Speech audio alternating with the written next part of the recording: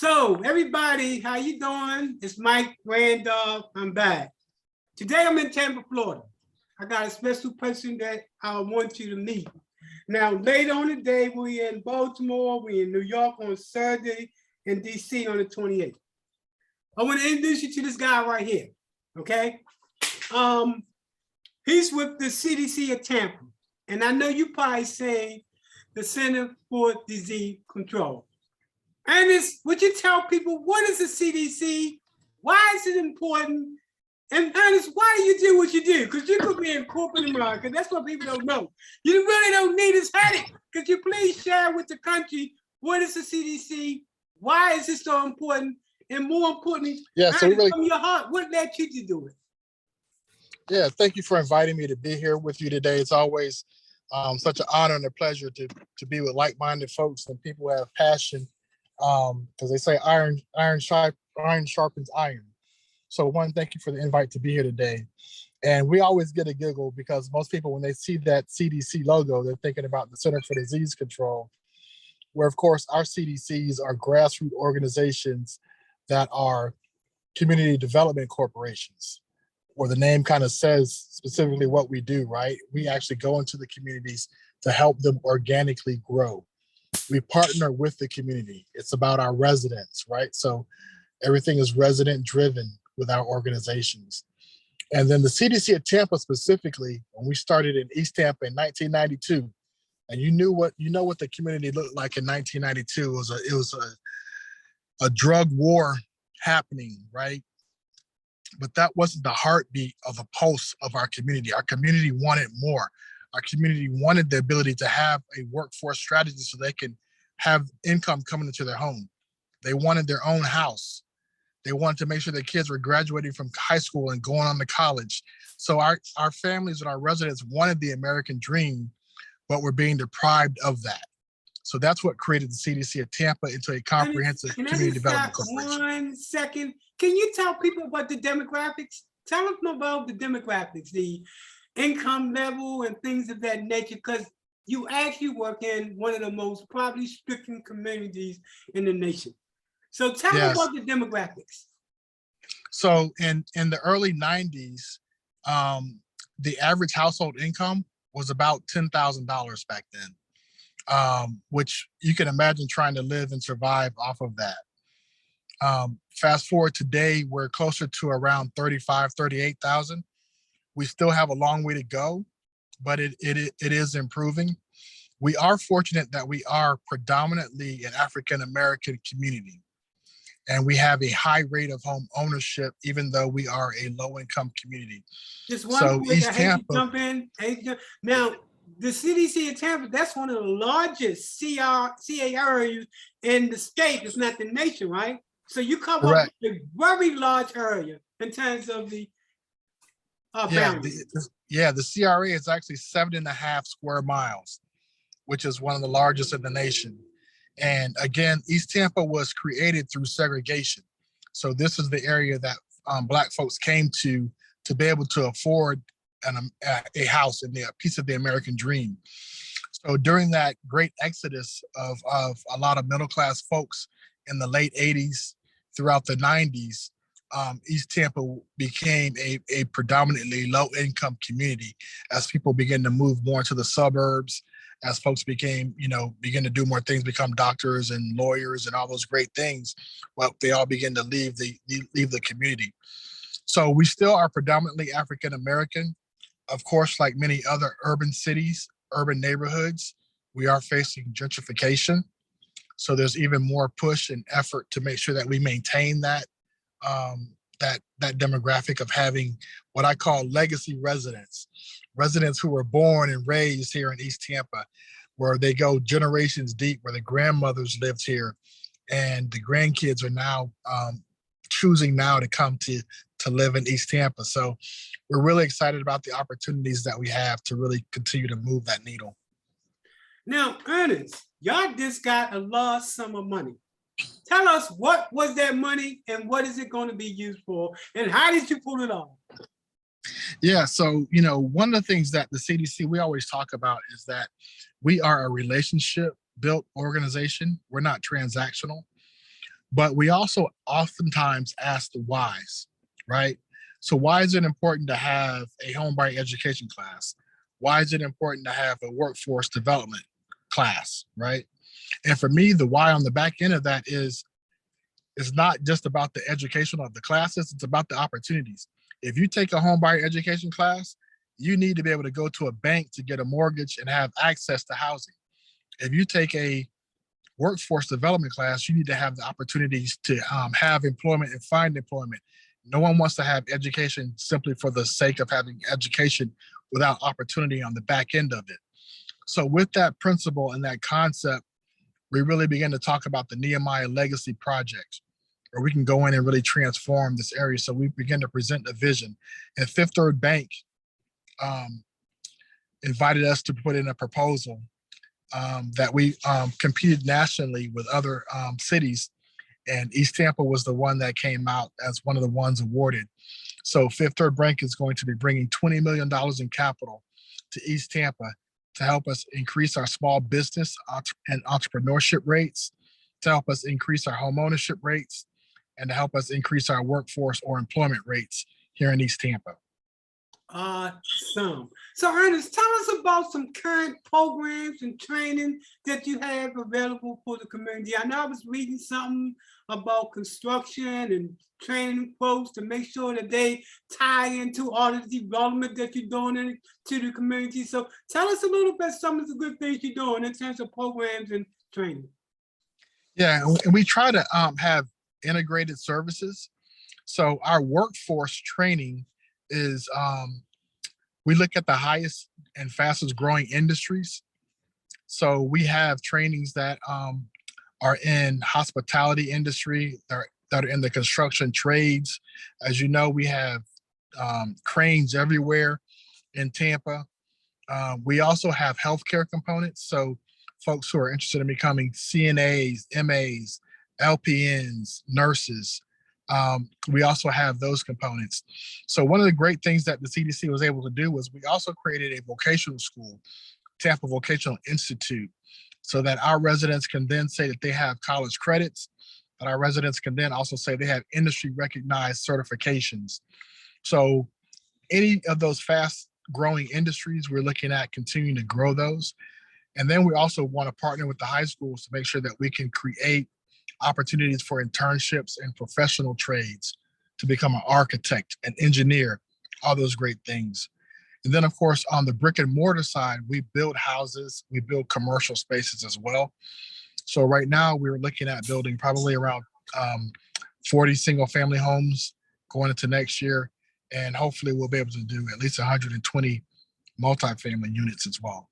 So what's this thing I've been looking at with these young men in suits? Tell me about that. Yeah, our Suit Up and Show Up event. It's one of our gender specific programs for our young men. Oftentimes our young men are, we've heard about the cradle to prison pipeline. We want to disrupt that. We want to create a cradle to employment, a cradle to university, those type of pathways. So we created the Suit Up and Show Up event as a youth leadership program. It's for high school age students. We partner with the school district. They bus in hundreds of kids. We provide them with suits, full attire, shirt, ties, socks, everything. And when these young men go through this training program, they learn, different leadership work. They go through different leadership workshops, setting goals. They're assigned a mentor. And at the end of the day, Ernest Hooper once said that it's sort of like a rites of passage now, that these young men come in as boys, and when they finish and they're dressed up in their suits, they have entered into adulthood. They are now considered men. So the program is really about how do we grab hold of our kids and let them know that we're investing in them today. The program was started because of one of our young men who was in our youth program was shot and killed. And I had to buy a suit for his funeral. And at that point, we realized that, why is it that the first suit that we're buying for our youth is for a funeral? Let's celebrate them every single day. Let's let them know that we are embracing them and supporting them right now so that their dreams can materialize. So that birthed into Suit Up and Show Up. Now, I would be remiss if I didn't ask you, who actually started the CDC of Tampa? Yeah, so the CDC of Tampa was actually started by my mother, Chloe Coney, who was our founder and first CEO. I was very fortunate that I was a young man in high school, and I got to see it go from this concept, this idea. And she based it upon the Nehemiah Project. That's what she wrote about in her thesis, where Nehemiah went, talked to the folks and said, hey, let's go back to Jerusalem. And in Nehemiah 2:17, basically he puts out a clarion call where he says, come, let's rebuild to take away the reproach of the city. And that became our mantra for East Tampa. Come, let us rebuild to take away the reproach of East Tampa. And, in 2:18, the people said, let's do it. They came in, they put their hands together and they began to work and created a great work and rebuilt the walls and rebuilt Jerusalem. So that's what we're doing every single day. We're rebuilding youth, rebuilding adults, rebuilding families. We're also rebuilding a place of community in East Tampa. Okay, because oftentimes people think this work is easy. When I first met Ernest, he had all black hair. So you think this is easy? But look, Ernest, let's go deep, because you didn't have to be here. You was in corporate America. You was making good money. Yeah. Tell us why. What put you over here to nonprofits? Yeah, it was very interesting that, I did actuarial work. So I worked for several large HMOs, United Group, WellCare, and I was always, one of the only Blacks there. I had the fortune of attending a Ivy League school, going to Dartmouth College, and getting my master's at University of South Florida. And I was always the only Black there. But when I was there, I would always be a gatekeeper. So for folks who were looking for jobs in finance, I would always say, hey, this job is opening now. You need to apply for it. And I began to look back over my life and say, how did I get here? And so many other kids didn't in high school, right? We have the same aptitudes, but something was different. We had the same abilities, but something was different. And it really was around that connection and that sense of family, where, my father also helped to build the first inner city YMCA. And of course, my mother went on to do the CDC of Tampa. So I thought that, if I had these opportunities, imagine what could happen if we created more access and more opportunities for more kids. Like, I shouldn't be the only one who had the opportunity to go to an Ivy League school and talk about it and then bring that talent back to our community. So that's what really motivated me. From a spiritual standpoint, as a kid, I always grappled with, will the poor always be among us? That's a direct indictment upon us as men, as mankind, and that we're not taking care of one another in a meaningful way to make sure that we all reach our God potential skill sets. So Ernest, we got an audience of people from around the country. I made sure people got this particular link. And our urban centers all over the place. Oh no, I do have a question before I go there. Ernest, how has the virus affected the CDC? And what did you do to overcome, if it did affect you in any way? So the COVID was really devastating to our communities. One, because of the health disparities that we have, right? So people don't have as much access to healthy foods and all those kind of things. And then secondly, because of the economics of it, most of our residents are front, they worked in the restaurants. Those were the places that got hit the hardest. So at the same time where we have to try to figure out how to provide services in a remote venue, was the same time that we had the greatest needs from our community saying, we need help and assistance. We need help in being able to get access to testing. We need help in being able to create new job opportunities, because the job opportunities that we had are no longer in existence. Help with,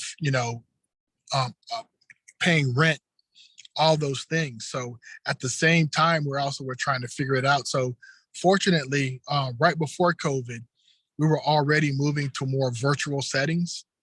where we were using Zoom and Teams a lot more. We were trying to do more training so that we can reach more people. As you know, we did home buyer education.